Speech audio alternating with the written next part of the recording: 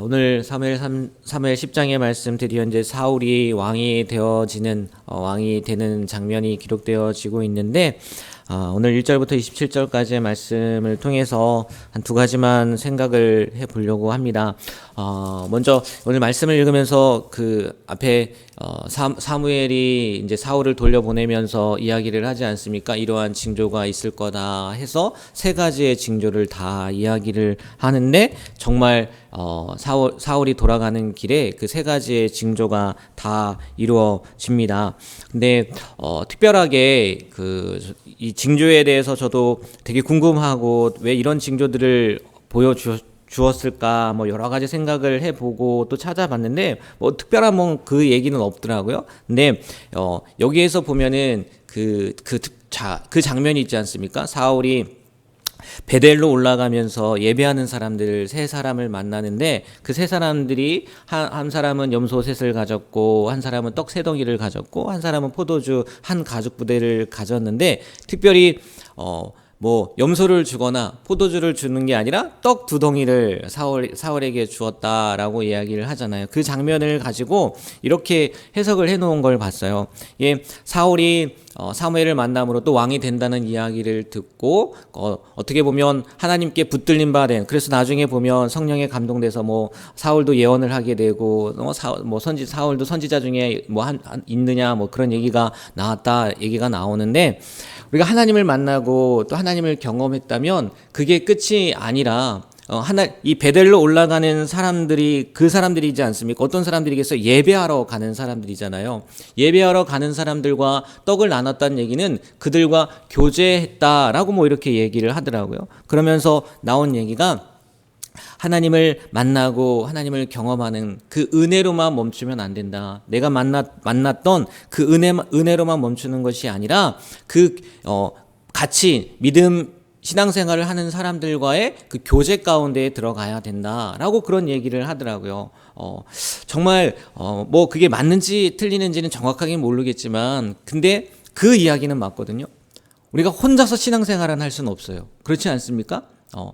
우리가 교회는 나온다 하지만, 그래서 대부분의 그 큰 교회 목사님들, 또 유명하다고 하는 목사님들, 또 우리가 존경할 만한 목사님들이 제일 강조하는 게 뭐냐면 소그룹이더라고요. 소그룹 안에서 그들이 진짜 참 은혜를 경험하게 되고, 소그룹 안에서 하나님을 만나게 되고, 또 소그룹 안에서 진짜 신앙생활이 무엇인지 깨닫게 된다라고 얘기를 하더라고요. 그래서 아무리 강조해도 지나치지 않는 게 소그룹이다라고 얘기를 하고, 성도들에게 그렇게 권면하더라고요. 여러분, 주일 예배만 나오지 마십시오. 꼭 소그룹에 참석해야 됩니다. 소그룹에 들어가야 됩니다. 라는 이야기를 하는 걸 많이 듣고 또 보았거든요. 저도 이 말씀을 준비하면서 이제 당회를 준비하고, 또 내년 속회에 대한 부분들, 장로님들과 또 우리 선교 부장님에게는 그 속회에 대한 그 이야기들을 잠깐 나누고 또 보내드리긴 했는데, 저도 고민이 많았거든요. 어떻게 하면 우리가 이 속회 안에서, 소그룹 안에서 믿음의 공동체를 잘 이루어 나갈 수 있을까라는 생각이 들면서, 그래, 이게 저는 어떻게 보면 사인인 거죠. 이 말씀을 준비하면서 하나님께서 그것을 중요하게 여기시고 또 그것이 맞다는 것을 보여준다라는 생각이 들더라고요. 어찌 됐건 여러분, 이 믿음의 공동체가 교회 안에서만, 그냥 대예배 안에서만 이루어지는 게 아니라 각자의 소그룹 안에서 이루어진다는 것을 꼭 기억하시고, 그 안에 참여하는 거, 이 새벽 예배 나오시는 분들은 다 소중히 여기고 다 중요하게 여기실 것 같지만, 그 마음을 먼저 우리가 갖고 어떤 소그룹이 되었든지 간에 그 소그룹 안에서 삶을 나누고 은혜를 나누고 믿음을 나누고, 그래서 우리의 믿음이요 좀 더 성장할 수 있고 성숙할 수 있는 그런 모습이 되었으면 좋겠어요. 그냥 한번 은혜 받는 것으로 끝나는 것도 아니고요, 또 그것이 계속해서 유지되려면 주일 예배만 왔다 갔다 하는 것으로도 안 돼요. 왜? 삶을 나눌 수가 없거든요. 자기의 마음을 나눌 수가 없거든요.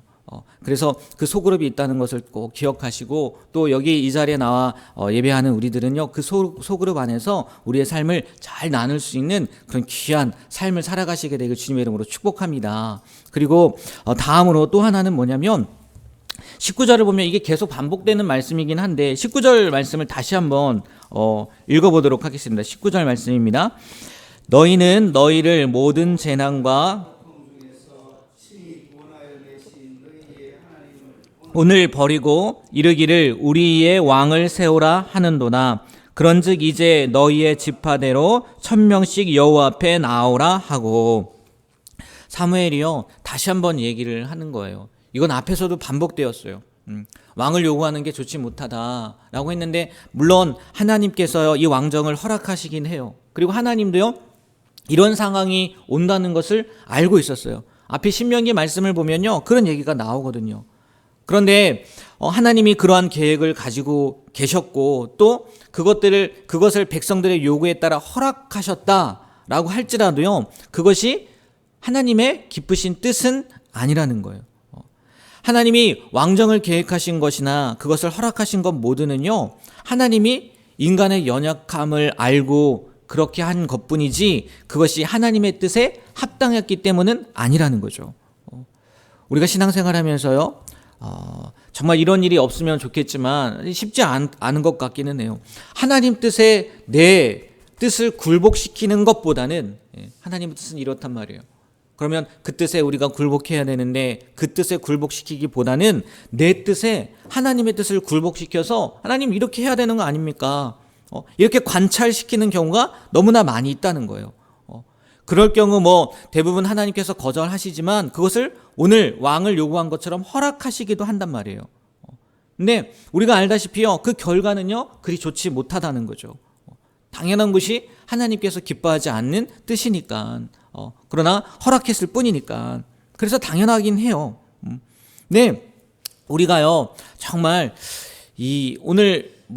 오늘로서 이제 왕을 구하는 거 이런 얘기들은 나오지 않을 거예요. 나오지 않겠지만 이 말씀을 통해서 다시 한번 우리의 고집 끝에 얻는 일을 요구하고 있지는 않는지, 하나님의 뜻은 분명히 이것인데 내 마음이 내 뜻이 이러니까 하나님도 이 뜻에 내 마음에 응답해 주셔야 되지 않습니까? 라고 오히려 반문하며 나아가고 있지는 않은지 한번 잘 생각해 보셨으면 좋겠어요.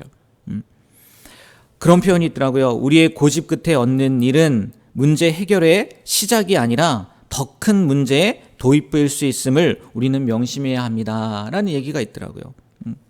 우리가 겉으로 듣지 말고 진짜 다시 한번 하나님의 뜻이 무엇인지, 어떤 결정을 함에 있어서 또 어떤 상황에 있어서 하나님이 무엇을 기뻐하시는지, 내 뜻이 아니라 내 요구가 아니라 하나님이 기뻐하시는 것이 무엇인지 분별할 수 있는 그런 은혜가 있었으면 좋겠어요. 그래서 그것이 문제 해결의 정말 시작이 되어야지, 오히려 문제 해결의 문제를 일으키는 시작이 되면 안 되잖아요. 늘 하나님의 뜻에 온전히 순종할 수 있는, 온전히 굴복할 수 있는 우리가 되길 주님의 이름으로 부탁드립니다. 네, 기도하겠습니다. 하나님, 오늘 말씀을 통해 소그룹이 왜 중요한지, 또 그 가운데에서 우리가 무엇을 해야 되는지, 또 어떠한 모습으로 나아가야 되는지 잠시나마 나눴고, 또 사울이 왕으로 세워지는 장면 가운데에서 계속해서 반복되어지는 말씀을 다시 한번 나눴습니다. 하나님의 온전하신 뜻을 우리가 깨달아 알고 또 그 뜻대로 순종할 수 있는 은혜를 허락하여 주시옵소서. 내 뜻이 있다면, 내 생각이 있다면, 또 그것이 하나님과 부딪힌다면 언제든지 내려놓고 하나님의 뜻대로 온전히 순종함으로 나아감으로 우리가 정말 하나님의 기뻐하시는 뜻, 온전한 뜻을 이름으로 모든 것들이 하나님의 말씀처럼 합력하여 선을 이루게 되는 그런 귀한 은혜를 우리 교회 가운데, 또 우리 삶 가운데, 또 우리의 자녀들의 삶 가운데 이루어지게 하여 주시옵소서. 예수님의 이름으로 기도합니다. 아멘.